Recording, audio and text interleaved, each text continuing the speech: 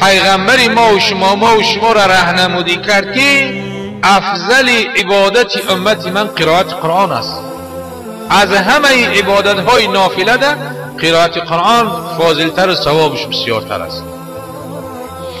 این سخن 14 عصر پیش پیغمبر ما، پیر ما، معلم ما، پدر غمگسار ما و شما، راهنمای ما و شما، هدایتچی ما و شما، حبیب خدا، دوست داشته خدا رسول اکرم صلی الله علیه وسلم ما و شما را طریق راه را نشان داد که ای امت من، شما بدانید که افضل ترین عبادت قرائت قرآن است.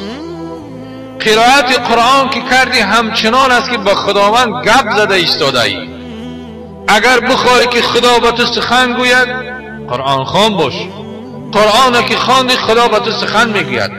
در قرآن خدا از چی گپ میزند؟ از حلال، از حرام، از شبهات، از مباحات، از مکروه و مفسد، از اون چیزی که برای ما و شما در کار است. در قرآن خدا را برای ما و شما بیان کرده است.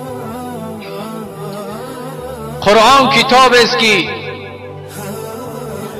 تمام جهان اگر به قرآن عمل کند و بهترین دنیا و منظره گلزار می شود. قرآن از ادبیات گپ می زند، از فیزیکا و شیمی گپ می زند، از گیوگرافیا گپ می زند، از نجوم کیهان، از ستاره و زمین و آسمان گپ می زند. قرآن از علم ها و جاهای گپ می زند که حالی 20 عصر گذشته است، 100 عصر که بگذره ما با تحتی اون نمی رسیم. صدها عصر. هر یک کشفیاتی که در عصر 2021 می شود و تمام آواز بلند، مثلا بعضی اکادمیک پروفسورها آواز بلند میکنه که این کشفیات چی دیگه 14 عصر پیش رو خدا در قرآن گفتگی است. 14 عصر پیش خدا را در قرآن خبر دادگی است.